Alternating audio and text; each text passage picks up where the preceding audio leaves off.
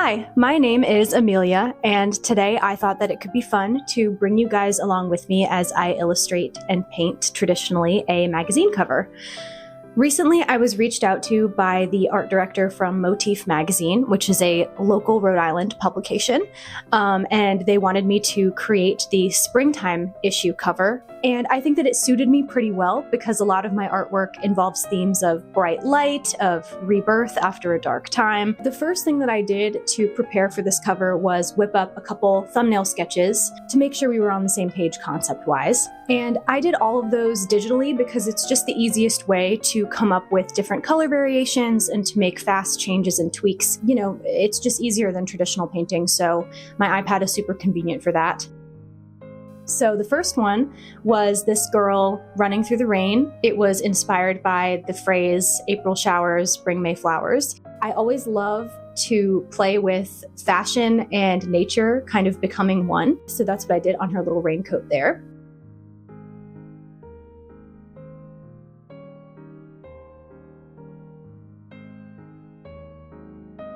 The second one was kind of my favorite. It was inspired by those big springtime hats that ladies wear to Easter celebrations, or, you know, my mom one time made me and my siblings all wear giant fancy hats. And so I had this big association with those and spring.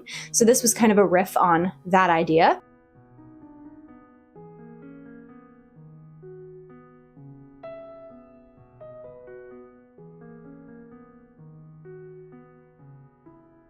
And then the last idea, which is the one they ended up going with, was this girl being swept away by nature, swept away by spring. And I thought that it was fun. There's lots of movement, diagonal movement. It felt like a rush of energy, which is what I associate with spring as well. And you could see back here, that's the one that we ended up going with. To get here, I started out by sketching this design in pencil. I tend to use a light colored pencil. I think that I used a sandy kind of light brownish color, and I'm just building up my values. So I'm not going in with the darkest line ever. I'm just kind of placing these shapes, and the whole time I'm drawing, I'm referencing that first digital sketch. It's almost like my roadmap, right? I keep referencing that as I'm putting it down on the final piece of paper. And I believe I'm using Arches watercolor paper for this one. I do like cold pressed paper because it has a little bit more texture. I do think that out of any painting material, especially when working with watercolor, you should invest in a really nice watercolor paper. I think the cheaper pads will, it'll be a little bit more pulpy. You won't be able to go back in numerous times and lift color and reapply if you make a mistake. So I think if you're gonna invest in any one of your materials, make it be the surface that you're painting on, because that will have the most direct effect on the final image, at least in my opinion.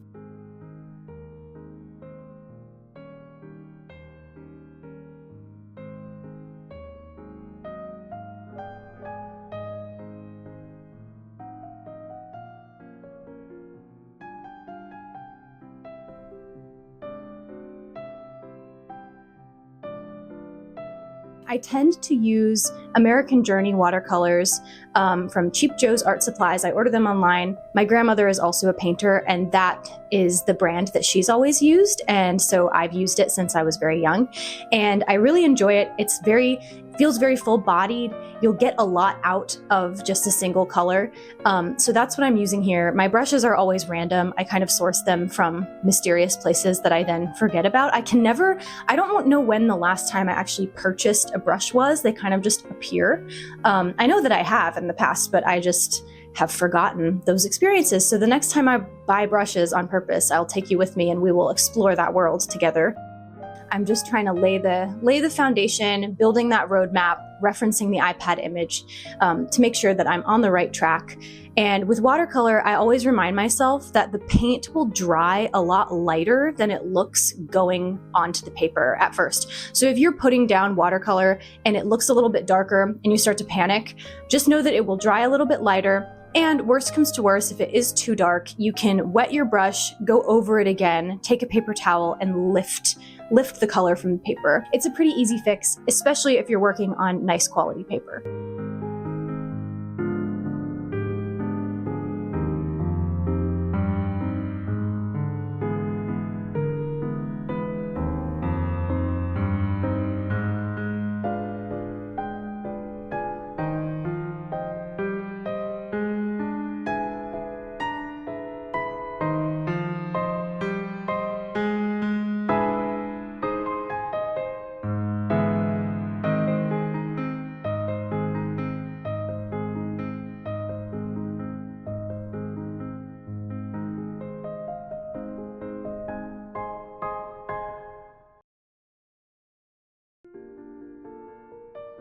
I think that characters are super fun to go into, especially traditionally.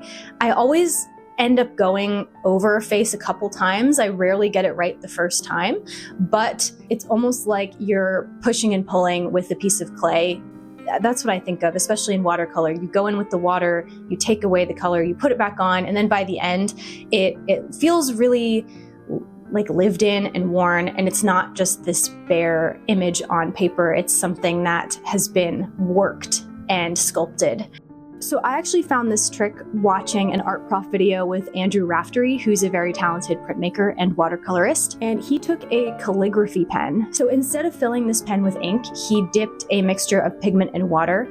He just used a brush to tap it into the top of the pen, and then he was able to use this as an inking tool and have it still appear as translucently as regular watercolor does. So that's the trick that I've been using recently. I think I used like a burnt sienna magenta-ish color to pull some of those lines, and I find that that color is really complementary to a lot of my work. Instead of like a harsh black line, it's a little bit more subtle, but it still gets the job done in terms of getting that detail in there.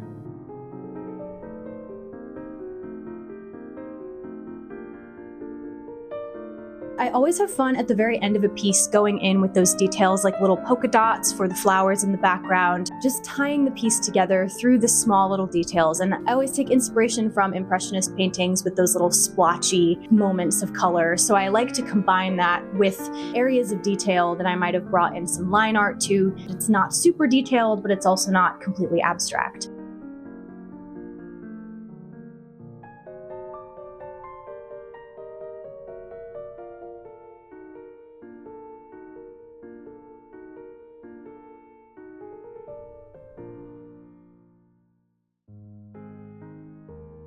I wanted to finish the painting by making the edges of the paper gold.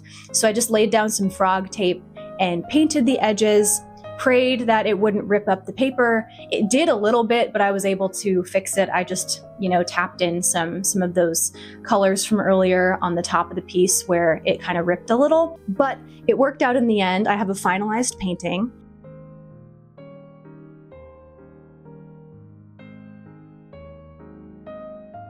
After I finished the painting, I took some photos. I tweaked it a little bit digitally to bring out some of the glow that the photo kind of lost. I think that enhancing a piece digitally, especially if it's being printed somewhere, you can edit it for contrast. You can just kind of perfect it before it goes out to the presses. That's always a good thing to do. So that's what I did. I tweaked it a little bit digitally.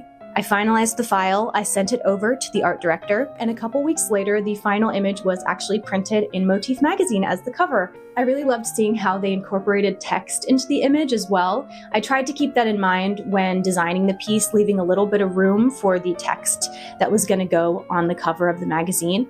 And so to see it all come together in this way was really, really cool. I would love to do more work like this and more videos like this, because typically I only do really short form content. And so to make a more in-depth process video was really cool to try. Let me know if you enjoyed it and if you want more. Thank you so much for watching. I appreciate you taking the time to join me in this little creative corner of the internet. Hopefully you'll tune in next time. All right, bye-bye.